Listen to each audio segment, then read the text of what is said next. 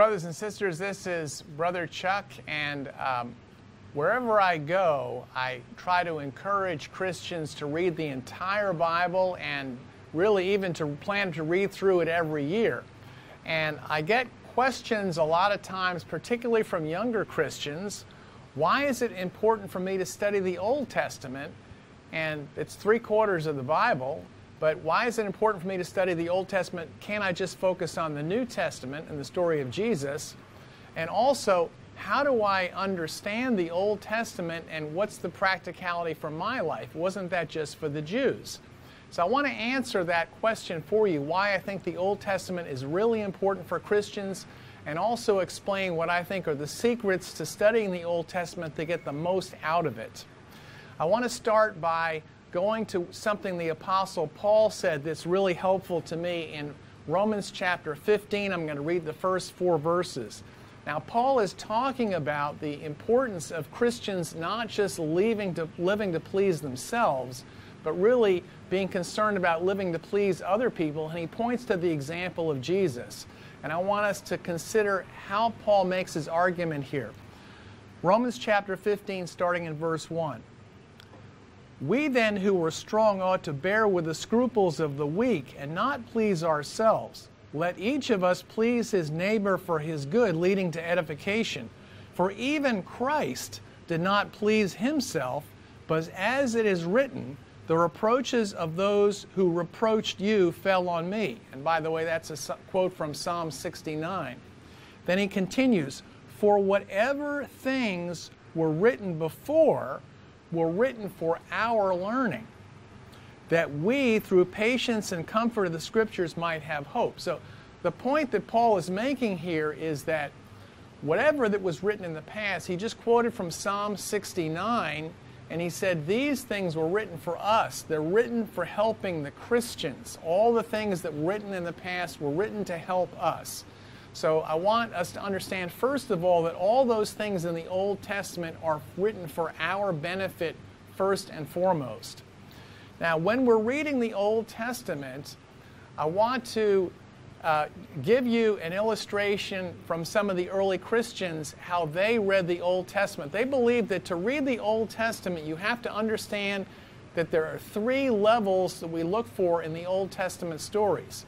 Most people just look at the first level and they miss the importance of the second and the third level. The first level is just understanding the basic storyline. Here's what happened, here's who did, they did this, they did that. Just understanding the basic facts and how they fit together. That's the first level, and most people just go that far and they go no further. The important work is going to the second and the third level. The second level is looking for foreshadowings. The Old Testament is full of prophecies about Jesus and the things that are yet to come. So when we're reading the story in the first level, after we understand the facts and how they fit together, then we want to ask ourselves, is there something about Jesus that is hidden in this story here? Something to learn about Jesus. And then the third level after that is considering, is there some lesson spiritually for my own life that applies here today that I should take to heart? And so I want to do that, and I'm going to give you one example of this. I think it's a great example where we're going to read a simple story in the Old Testament. We're going to look at the storyline, and then we're going to go to the second and the third levels. Let's go back to Exodus chapter 12. This is the story of the Passover lamb.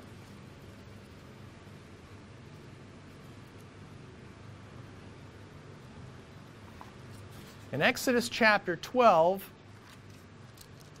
this is right before the Jews are led out of Egypt, and the actual exodus out of Egypt begins where they pass through the Red Sea, and God is about to bring the 10th plague, the plague of the Passover, where the firstborn son of all the Egyptians is killed. And God gives some very specific instruction. It's important when we're reading this to pay attention to all the details because they have a great deal of significance, particularly when we're looking at the second and the third level of the story. So first, we'll just read the story to make sure we understand the facts. Exodus chapter 12, and I'll start reading in verse 1. Now the Lord spoke to Moses and Aaron in the land of Egypt, saying, This month shall be your beginning of months. It shall be the first month of the year for you.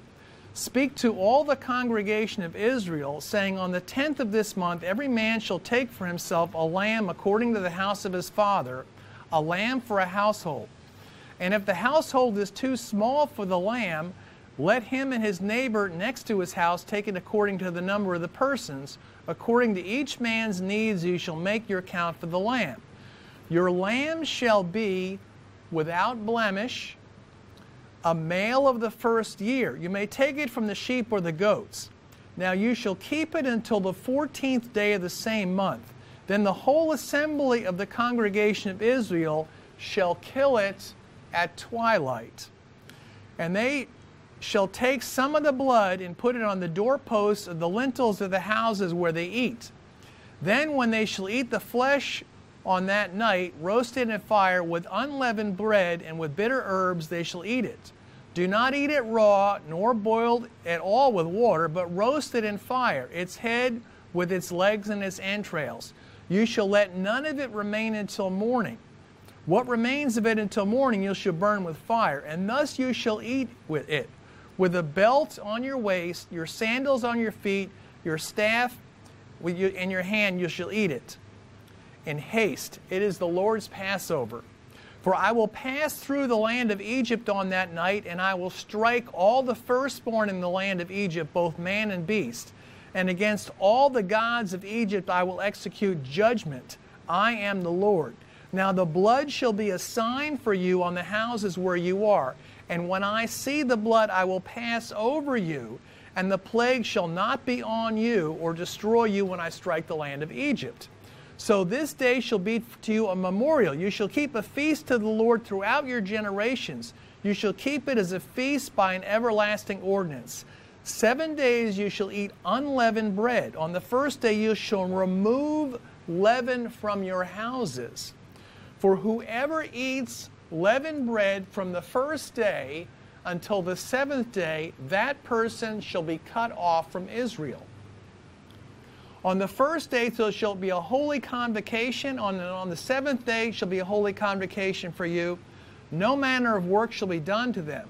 But that which everyone must eat, that only may be prepared by you. So you shall observe the feast of the unleavened bread. For on this same day I will have brought your armies out of the land of Egypt. Therefore you shall observe this day throughout your generations as an everlasting ordinance. In the first month, on the 14th day of the month at evening, you shall eat unleavened bread until the 21st day of the month at evening.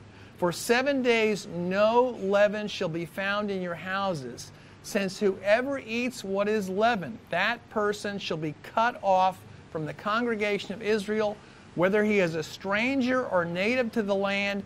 You shall eat nothing leavened. In all your dwellings you shall eat unleavened bread. And then let's continue down. Let's skip down to verse 43, where Moses is retelling the story, and he gives one more detail here. He says, And the Lord said to Moses and Aaron, This is the ordinance for Passover. No foreigner shall eat it, but every man's servant who is bought for money, when you've circumcised him, he may eat it. A sojourner and a hired hand shall not eat it. In one house it shall be eaten. You shall not carry any of the flesh outside the house, nor shall you break one of its bones. All the congregations of Israel shall keep it. So let's think about what we've read here. Let's make sure we understand the first level, just the facts. The first level here of the story, the facts of the story, he says, on the 14th day of the month, at twilight, you shall sacrifice a lamb, male, without defect, from among the sheep or the goats. And he says, you shall eat the flesh of the lamb that night, but don't break any of its bones. And then he says, you shall take some of the blood of the lamb, and you should put it on the lintels on the top of the doorway of the house, and then stay in the house. And then the angel of death will pass over the houses that have the blood of the lamb on the lintel of the doorway, but shall strike down and bring death into all of the other houses. And he warns the people that during the 7 days that they should eat, after that sacrifice, after 7 days, they eat no leavened bread. They get all the leaven, all the yeast out of the house, and for 7 days they eat only unleavened bread. And if anyone breaks that rule, they get cut out of Israel.